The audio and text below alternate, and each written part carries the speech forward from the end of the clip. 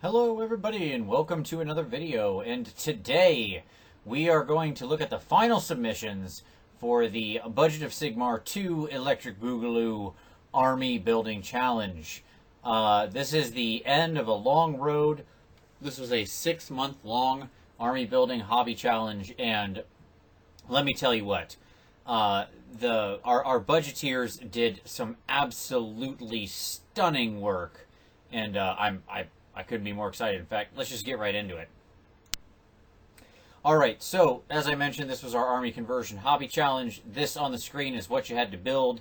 For those who are the budgeteers, they know it well, but the idea, in short, was you had to do 10 different units over the course of the 6-month challenge. But of course the challenge, the real challenge for this, was that every single unit, every model in the Army had to be converted in some way. So you had 6 regular units, 2 war machines or monsters, and 2 characters, and all of them had to be converted. Could be in some way, could be some swaps, could be green stuff, could be lots of different things. They all had to be converted. So, not everybody got to the complete end, and, we knew this was a high bar. I mean, because not only do you have to convert every month your entire unit, so if you got 10, 20 people in a unit, guess what? You got to convert all 10 or 20 of them. And so we knew this was going to be tough, but everybody went ahead and submitted whatever they had, because I think everybody should be proud of what they accomplished. Even if you didn't finish the force completely, so many people still did some great stuff.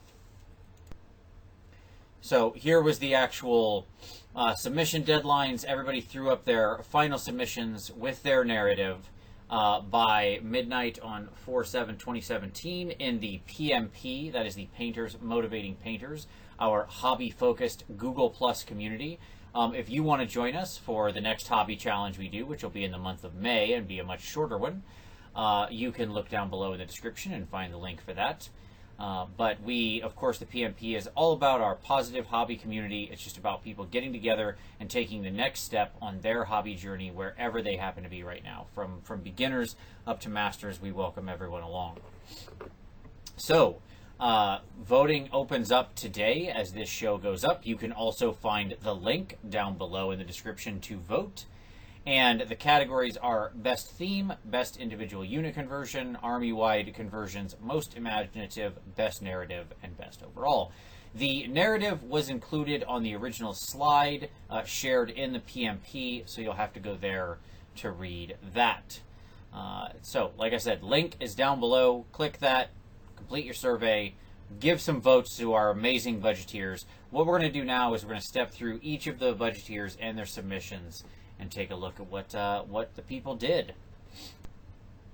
Okay, so first up, Bethany Graham with The Lost of Bethel Green. She went ahead and not only did the whole army, but also did a beautiful display board for them as well, featuring the Garden of Moor. I highly recommend going to the post and checking out the additional pictures, because this is sort of the best one I could get, but there were a lot of different angles. There's so much going on here. Obviously, we have an entire army with converted pumpkin heads.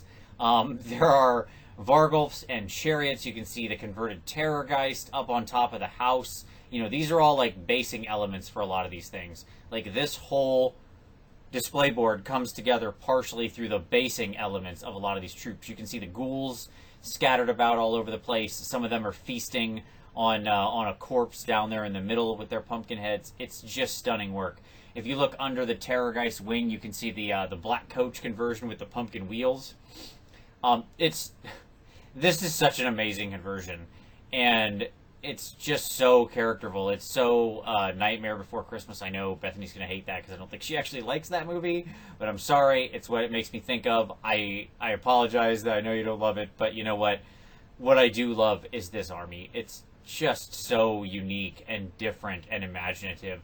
This is everything I imagined this challenge could be when it first started.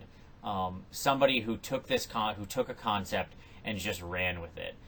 There are ghouls all over the board in all these different imaginative positions and poses, and there are all the different Terrorgeists and Vargulfs and Vargeists and Crypt Ghouls all converted to their pumpkin-headed monstrosities.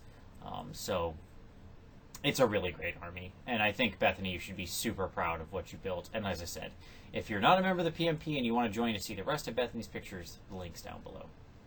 Even if you just want to join us to see all the rest of the photos that our budgeteers submitted. Okay, next up, Caleb Goodson with the Forlorn Hope. A wonderful converted army of sort of forlorn Empire troops that he put together here. His Griffin conversion is the big Phoenix. His steam tank being one I especially love, the Worm Gear, the dragon from Bones. But he's got his knights, he's got his halberdiers, and of course his demigryphs, which are converted to be, wolves. Just a really great force. Again, you'll notice everybody has the blue blades, one of the sort of things tying together the army. A great series of very imaginative and different conversions all over the place. Even his halberdiers have a bunch of different little conversions in them if you look up close. Some of them are minor changes, but they're still very characterful, going all the way up to obviously the big conversions like the converted demigryphs and the Griffin Lord. So very, very, very cool stuff. If you go and look at the actual post, I would also highly recommend you look up close at Worm Gear. There is Steam Tank. You have a lot of great weathering and stuff like that on there. So very cool. Okay, next up, Emil Biltmark, and I apologize, Emil, if I say your name wrong, but the Leshens of the Deepwood. Wonderful story here about these sort of the Leshen creatures that were charged with guarding this particular area and have reawoken to fight against Nurgle and things like that. I believe he was inspired by, I think it's The Witcher 3. I don't know the video game, so I apologize for that. But obviously, look at this. All of these heads that he has with these sort of, the converted, antelope heads or whatever. All of this is green stuff work that he did himself. Re-sculpting all of these heads. Every single one. Not to mention all the other little conversions that are so masterful you don't even notice them, but there's all sorts of little conversions scattered around here and there where he's reshaped models, changed their position around very dynamically, especially if you look at the Dryads. They're in very different positions, a lot of them are sort of much more action-oriented in their action poses and such. This is such a cool force. I really, really love how this one came together. And again, just the amount of sculpting work and time that went into this. That's why this was a heck of a challenge, right? Because when you take something on like this, and obviously Emil has finished a heck of an army size-wise here, because he's got his Tree Lord and his Dryka. He's got, 9 Kurnoth Hunters and Tree and Spite Revenants, Dryads, the whole deal. He's really got it all covered, not to mention his Branch Wraiths and such. So, absolutely stunning force, wonderful basing, wonderful character, and a great story behind him, too. All right, I Don't Know 46 with the Seraphon Slayers. Lots of different fun conversions here. Very bright color scheme. Didn't shy away at all from, really one of the great abilities of the Lizardmen of the Seraphon, which is to just go whole hog on colors. He leaned into it with a super bright yellow and blue. Again, he's got a bunch of different fun conversions throughout the army as to what they're writing. He's got wonderful basing, especially on his Ripper Dipper Doos back there, or Pterodons, whichever they're meant to be. I can never tell the difference. To me, they're all Ripper Dipper Doos. And obviously the Slayer banners. These guys, look, they're fans of the Rock. They can't help themselves. That's what it is. But awesome, awesome flying stand bases. Great Cold One Cav. Just a really cool army, all told. And it pops because of the wonderful color scheme he chose. So, very, very cool. And who doesn't love dinosaurs? Awesome work there, I don't know. I absolutely love it, man. Okay, Jacob Crivello with the Pilots of Zarkathor, or Zarkathor? I don't know. I'm going to pronounce everything wrong here. The amount of conversions in this, it's kind of hard because this was the only army shot we had was this very top-down view. But these are so crazily converted, like everything in here when you look at it. I mean, obviously, you can look up top at the conversion that's made out of the Spirit Hosts from the Mortis engine and, a Dark Eldar craft and all sorts of other bits in there. And then he cleverly used the extra curtains that normally come from the Coven Throne version to make a single sorcerer. Like, that's this weird spectral sorcerer, the guy directly to the Mortis Engines left. Absolutely awesome conversions. I would highly encourage you to look at each of these because they are detailed as all get out. The Great Swords right up front being an early, but still one of my favorite units he did in this. They're just really, really good. But obviously the pirate sea-themed army he even went in, and of course he's got a more sea-themed pirate giant with just wonderful, wonderful paint on all of this. His basing work, too. Again, when you look, it's kind of hard because we're top down, but those great swords are standing on these rocky bluffs that look like a seashore. It's just really, really top-notch work. This is, again, a wonderful thematic force that just comes together and has so many unique, distinct, big models. That it's both a mix of great attention to detail on the small units and wonderful, big, flashy conversions on the giant monsters. So, really, truly awesome. By the way, in case you haven't noticed, this whole thing is just going to be me gushing over these and drawing your attention to things I particularly love. Because there isn't a single thing that was submitted that I don't love.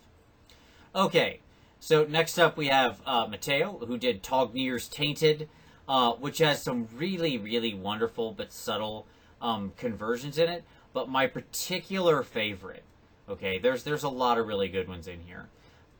He has these wonderful Chaos Marauder conversions that he made them look much more wild, more barbaric, kind of harkening back to sort of the old world type of vibe with some of his Marauders. Took the newer Reavers and some other Marauder bits and kind of jumbled it all up and then did a bunch of green stuff, fur work, and things like that. But my particular favorite is his Insane Cockatrice, which you can kind of see in the center of this picture. It's so weird and nightmarish. It's absolutely gorgeous. I would encourage you to go, again, if you can, look at the pictures. But like, if you can see, pause and zoom in on that cockatrice there in the center. It's using like the strange energy wings, and it's got that. It has a head similar to what we saw with the Leshens, but then there's sort of an elf, like a witch elf style body. It sort of sunk into its chest. It is such a crazy, horrific, wonderful nightmare creature, and just really, really creative and strange. And that goes for a lot of Matteo's conversions throughout his army. So, really, really good work. Really, really clever conversions throughout. Very cool stuff. Alright, next up, MC1 Gamer. Now, Mitch is cheating just a little here, because he kind of took a picture of his whole army, and some of these were converted before, but that's okay. A lot of these were converted during the challenge. This has been his longtime army, the Legacy of Musalon. He used it at recently at Adepticon. Obviously, this is a gorgeous converted force. He's been working on it for a long time, and this challenge, I hope, was part of the thing that prompted him to finish it up. But everything is converted, as you can see, to be Musalon themed, the old Bretonnian city-state or province or whatever you want to say that had been taken over by vampires and was sort of this dark province. So he has all these awesomely converted hex wraiths and such that are made from, various bits, not just the Grail. Those aren't just Grail Knights that he, painted like ghosts. Oh, no.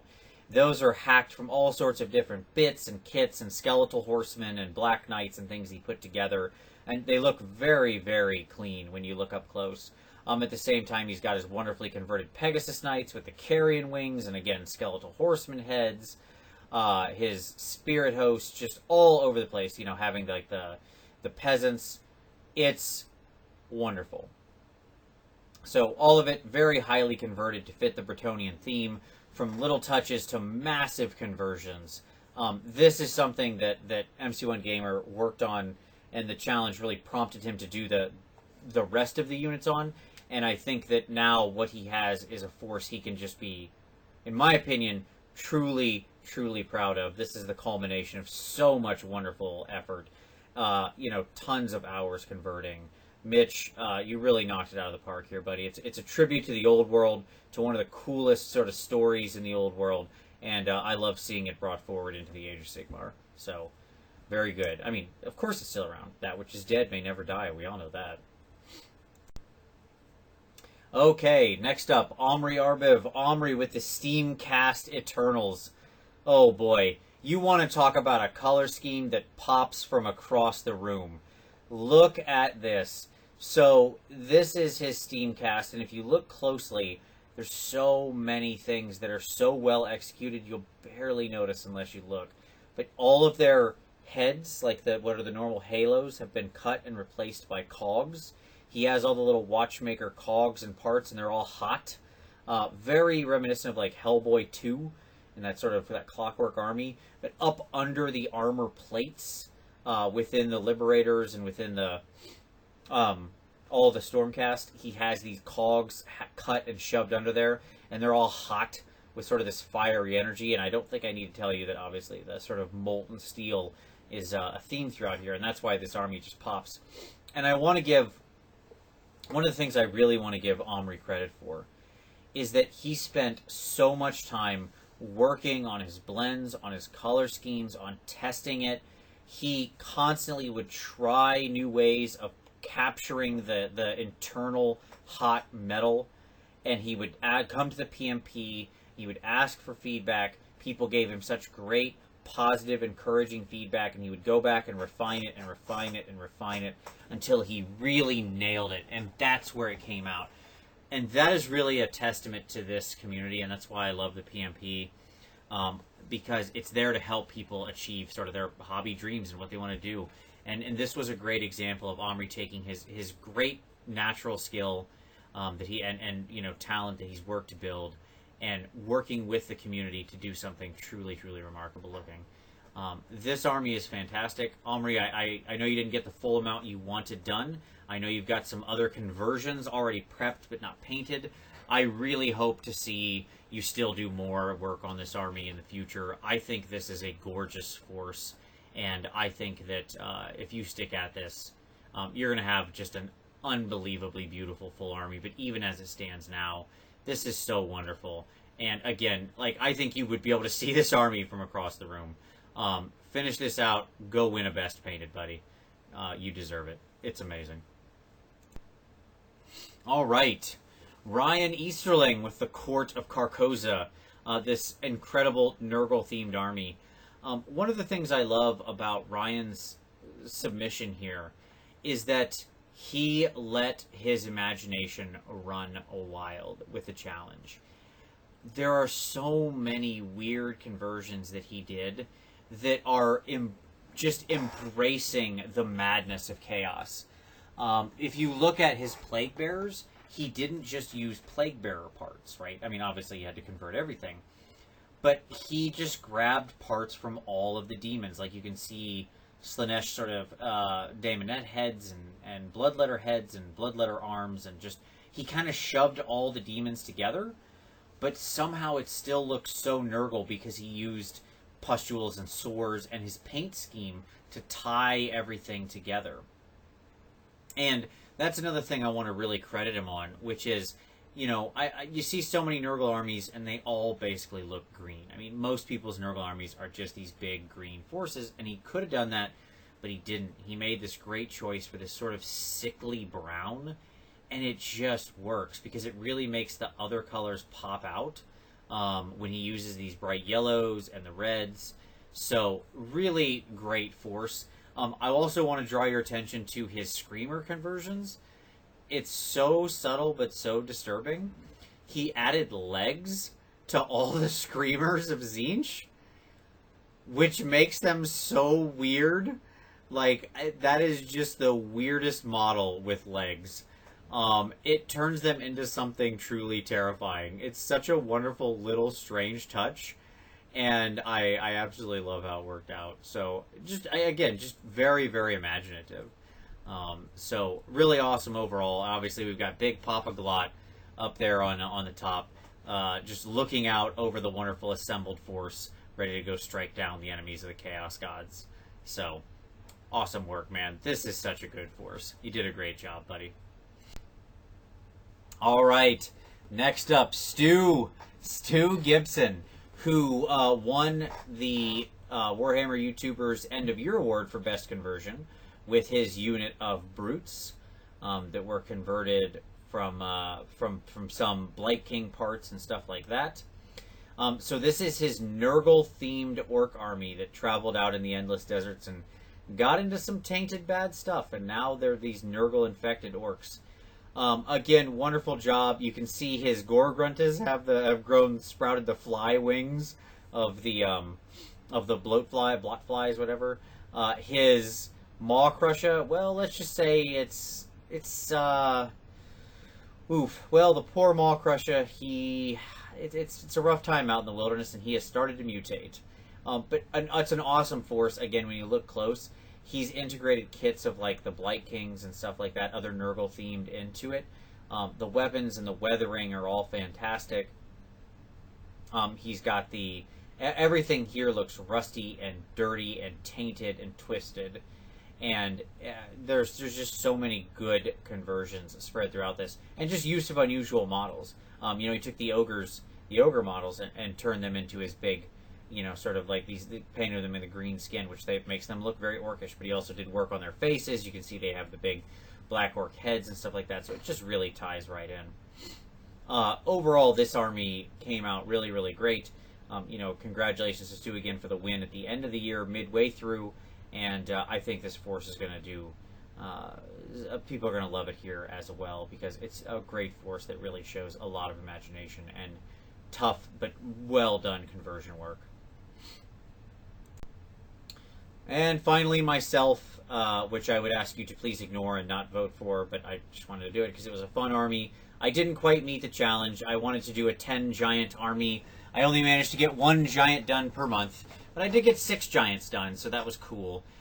These are various and sundry giants. There's not a lot of giant models out there, sadly. I'm looking for more. But these are obviously from, some of them are from Gale Force 9, some are Ultra Forge, and then of course we've got the Warhammer Giant up there too, with some conversions from the Gorgon kit. All in all, I do love painting giants. They're so fun and distinct, and you can do different things with them. And it was a great little project. I'll probably continue to add some giants here and there as I find other models to paint. And eventually we'll get ourselves up to a full horde of giants. So all in all, it was fun to put together, even though I didn't meet my goal. But hey, it was still the fun of the challenge, and that's what it's all about. More to come in the future, I suppose. So that brings us to the end of the forces. That is all. Remember, link for the PMP is down below if you want to join us on your hobby journey, or if you just want to see more pictures of these wonderfully converted and painted armies, or to read their narratives. But also, you can find the link down below to vote. Please go vote. You have until midnight on April 15th to enter your votes. So please go vote for all the various categories that you saw. They'll all be listed out in the survey, of course. And select the forces that you love the best. And because so many of these budgeteers, I just want to give one more big thanks to all the budgeteers who participated. I know there were more participating who didn't get final army shots up, so I didn't get to include them. But I want to thank them as well, and I hope we inspired you to do some great work. I saw so many things that people were doing, wonderful conversions. I love seeing that. Personalizing an army, making it your own, having something that is completely, uniquely yours forever, something that you can be proud of, I think is one of the greatest things about this hobby, that we get to take these figs and not only make them our own through painting, but also through our conversion, that the force becomes an expression of us. And I think that's awesome. So thank you again, budgeteers. Thank you to all of you who watched. It's greatly appreciated. Go vote. We'll see you next time.